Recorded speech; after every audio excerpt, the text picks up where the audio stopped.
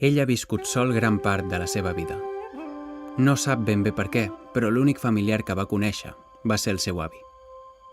Era només un nen quan va morir, però ja li havia ensenyat que la pau i la calma eren la clau per viure una vida plena. Des dels 10 anys va estar sol, vivint a la muntanya i sense tenir contacte amb ningú, sols amb la natura. El seu avi també li havia ensenyat a connectar el seu cos amb la seva ment a través de les arts marcials. Això li va donar disciplina i va ajudar-lo a protegir-se. Després de més de 20 anys d'aïllament, va decidir que no només havia de viure una vida simple i tranquil·la, sinó que també volia ensenyar a la gent com fer-ho i ajudar a aquells que no n'havien tingut l'oportunitat.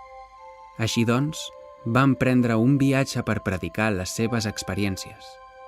Van ser més de 5 anys viatjant arreu del món, fins que un dia va ser capturat per un grup de Drow. Benvingut al grup, Roshi. I ara, a dormir.